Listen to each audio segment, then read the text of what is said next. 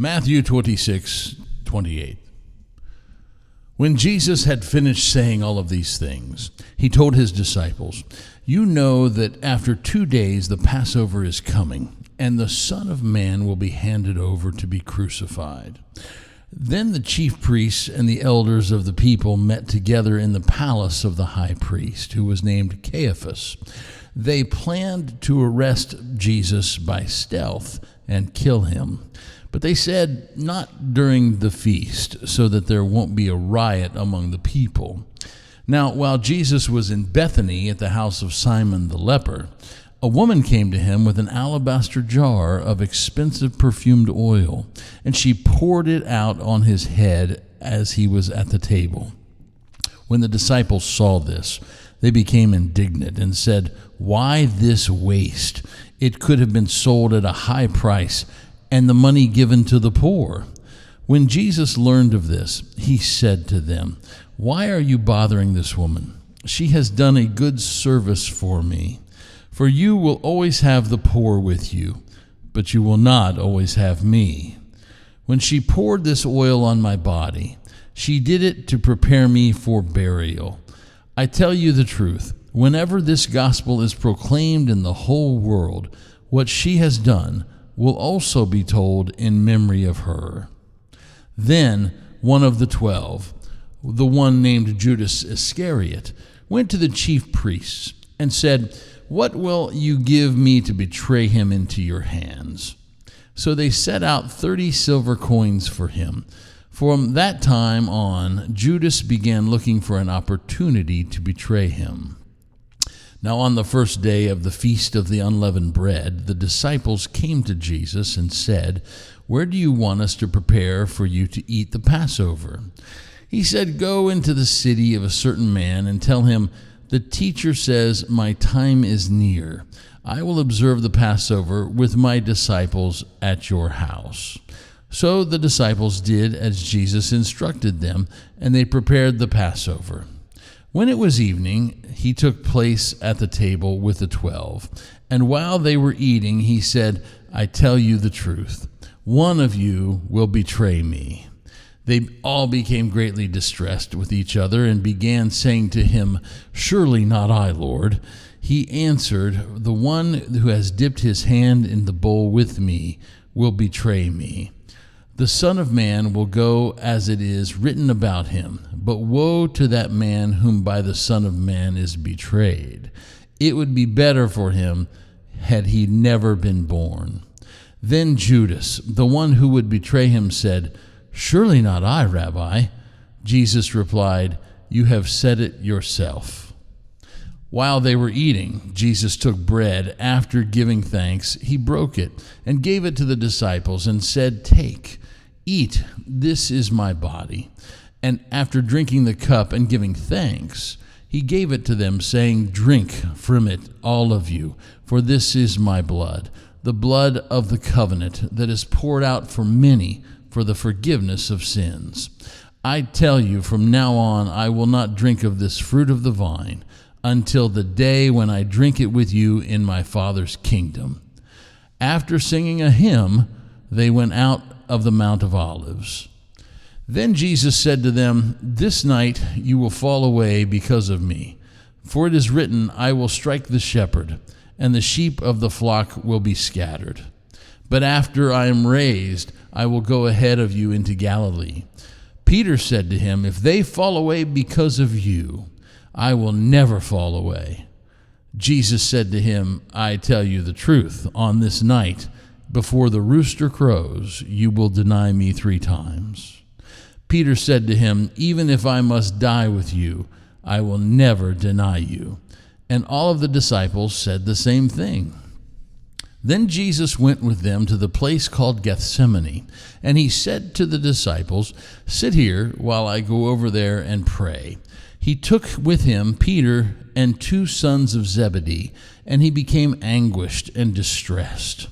Then he said to them, "My soul is deeply grieved, even to the point of death. Remain here, stay awake with me." Going a little farther, he threw himself down with his face to the ground and prayed, "My Father, if possible, let this cup pass from me. Yet not what I will, but what you will." Then he came to the disciples and found them sleeping. He said to Peter, "So couldn't you stay awake with me for 1 hour? Stay awake and pray that you will not fall into temptation. The spirit is willing, but the flesh is weak." He went away a second time and prayed, "My Father, if this cup cannot be taken away unless I drink it, your will must be done." He came again and found them sleeping. They could not keep their eyes open.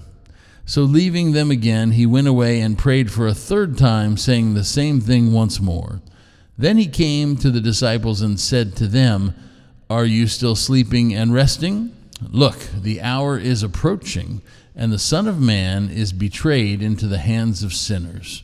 Get up, let us go. Look, my betrayer is approaching." While he was still speaking, Judas, one of the 12, arrived. With him was a large crowd armed with swords and clubs, sent by the chief priests and elders of the people. Now the betrayer had given them a sign, saying, "The one I kiss is the man. Arrest him." Immediately he went up to Jesus and said, "Greetings, Rabbi," and kissed him. Jesus said to him, "Friend, do what you are here to do." Then they came and took hold of Jesus and arrested him. But one of those with Jesus grabbed his sword, drew it out, and struck the high priest's slave, cutting off his ear. And Jesus said to him, "Put your sword back in its place, for all who take hold of the sword will die by the sword. Or do you think that I cannot call on my Father, and that he would send more than 12 legions of angels right now? How then would scriptures that say it must happen this way be fulfilled?" At that moment, Jesus said to the crowd, "Have you come out with swords and clubs to arrest me like you would an outlaw? Day after day, I sat teaching you in the temple courts, yet you did not arrest me. But this has happened so that the scriptures of the prophets would be fulfilled." Then all of the disciples left him and fled. Now the ones who had arrested Jesus led him to Caiaphas, the high priest, in whose house the experts in the law and the elders had gathered. But Peter was following from a distance, all the way to the high priest's courtyard. After going in, he sat with the guards to see the outcome. The chief priests and the whole Sanhedrin were trying to find false testimony against Jesus so that they could put him to death. But they did not find anything. Through many false witnesses came forward. Finally, 2 came forward and declared, "This man said, 'I am able to destroy the temple and rebuild it in 3 days.'" The high priest stood up to him and said, "Have you no answer? What is it that they are testifying against you?" But Jesus was silent. The high priest said to him, "I charge you under oath by the living God. Tell us if you are the Christ, the Son of God." Jesus said to him, "You have said it yourself. But I tell you, from now on, you will see the Son of Man sitting at the right hand of the power and coming on the clouds of heaven." Then the high priest tore his clothes and declared, "He has blasphemed. Why do we still need witnesses? Now you have heard the blasphemy. What is your verdict?" They answered, "He is guilty and deserves death." Then they spat in his face and struck him with their fists. And some slapped him, saying, "Prophesy to us, Christ. Who hit you?" Now Peter was sitting outside in the courtyard. A slave girl came to him and said, "You also were with Jesus the Galilean." But he denied it in front of them all. "I don't know what you're talking about." When he went out into the gateway, another slave girl saw him and said to the people there, "This man was with Jesus the Nazarene." He denied it again with an oath, "I do not know the man." After a little while, those standing there came up to Peter and said, "You really are one of them too. Even your accent gives you away." At that, he began to curse and swore an oath, "I do not know the man." At the moment, a rooster crowed. Then Peter remembered what Jesus had said, "Before the rooster crows, you will deny me 3 times." and he went outside and wept bitterly. When it was early in the morning, all the chief priests and the elders of the people plotted against Jesus to execute him. They tied him up, led him away, and handed him over to Pilate, the governor. Now when Judas, who had betrayed him, saw that Jesus had been condemned, he regretted what he had done and returned the 30 coins to the chief priests and elders, saying, "I have sinned by betraying innocent blood." But they said, "What is that to us? You take care of it yourself." So Judas threw the silver coins into the temple and left.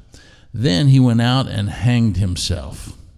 The chief priests took the silver and said, "It is not lawful to put this into the temple treasury, since it is blood money."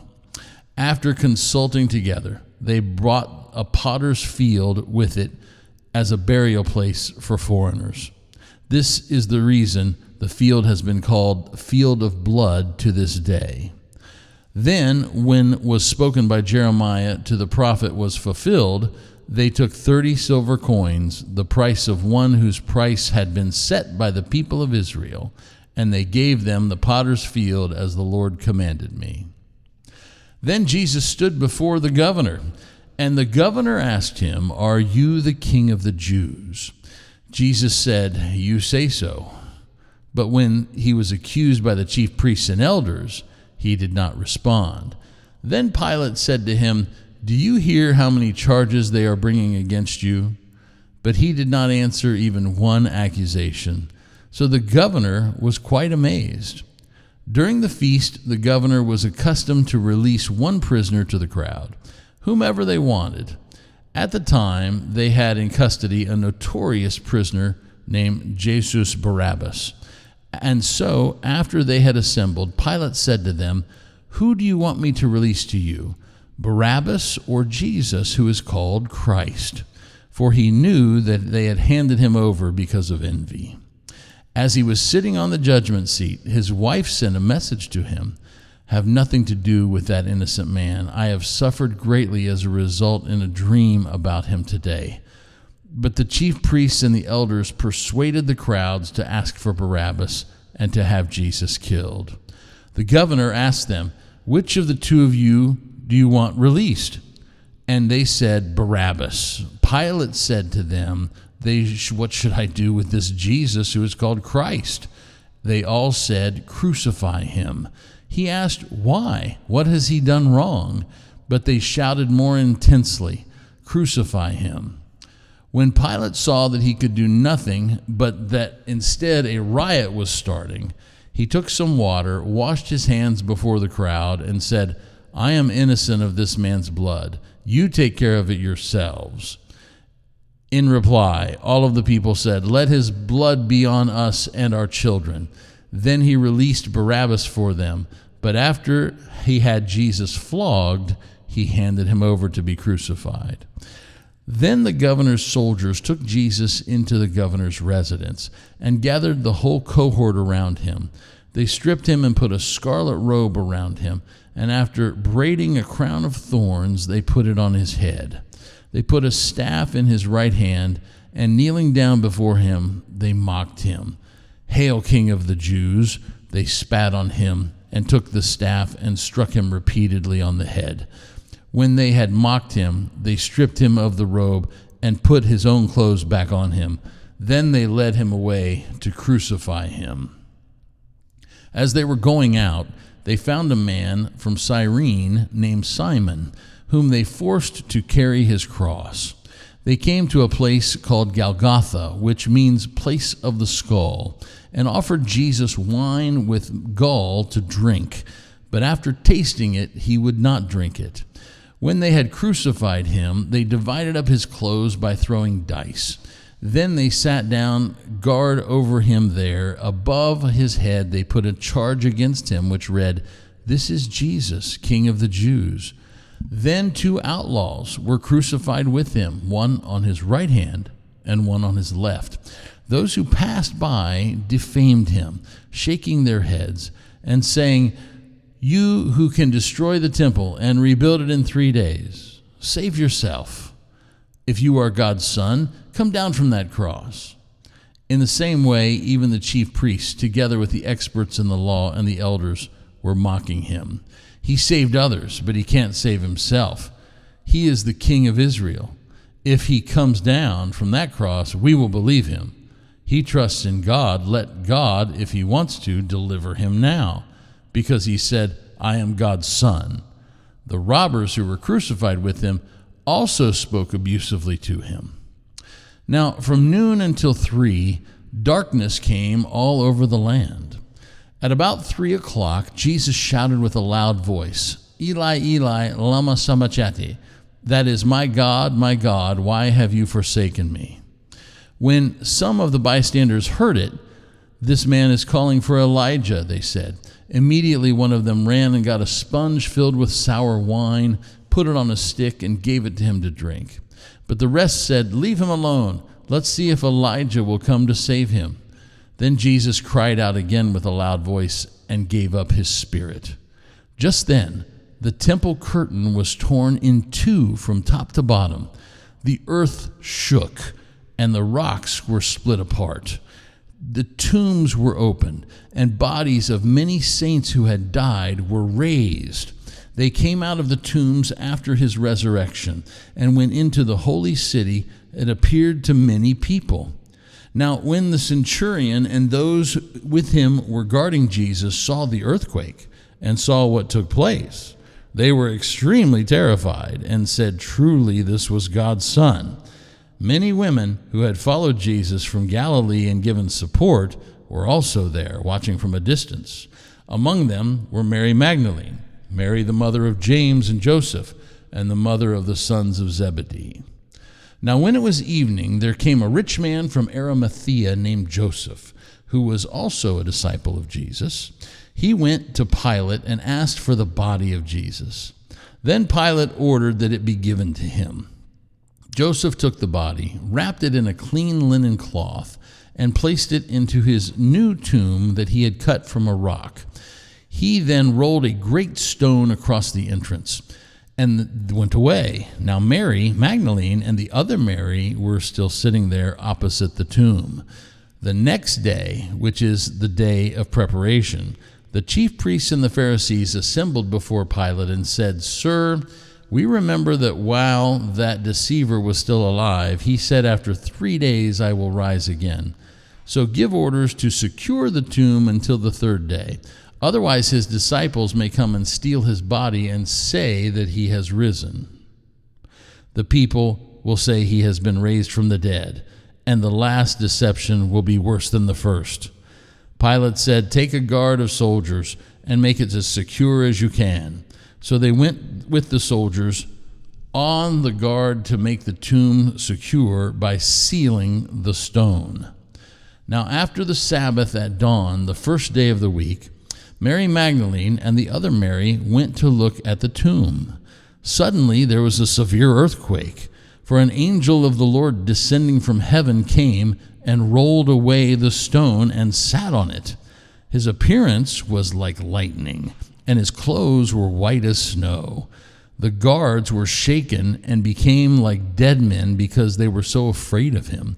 But the angel said to the women, do not be afraid. I know that you are looking for Jesus who was crucified. He is not here, for he has been raised, just like he said. Come and see the place where he was lying. Then go quickly and tell his disciples, he has been raised from the dead. He is going ahead of you into Galilee. You will see him there. Listen, I have told you. So they left the tomb quickly with fear and great joy and ran to tell the disciples. But Jesus met them, saying, Greetings. They came to him, held on to his feet, and worshipped him. Then Jesus said to them, do not be afraid. Go and tell my brothers to go to Galilee and see me there. While they were going, some of the guards went into the city and told the chief priests everything that had happened. After they had assembled with the elders and formed a plan, they gave a large sum of money to the soldiers, telling them, you are to say his disciples came at night and stole the body while we were asleep. This matter is heard before the governor. We will satisfy him and keep you out of trouble. So they took the money and did what they were instructed, and this story is told among the Jews to this day. So the 11 disciples went to Galilee, to the mountains Jesus had designated. When they saw him, they worshipped him, but some doubted. Then Jesus came up and said to them, "All authority in heaven and earth has been given to me. Therefore go and make disciples of all nations, baptizing them in the name of the Father, the Son, and the Holy Spirit, teaching them to obey everything I have commanded you. And remember, I am with you always, even to the end of the age."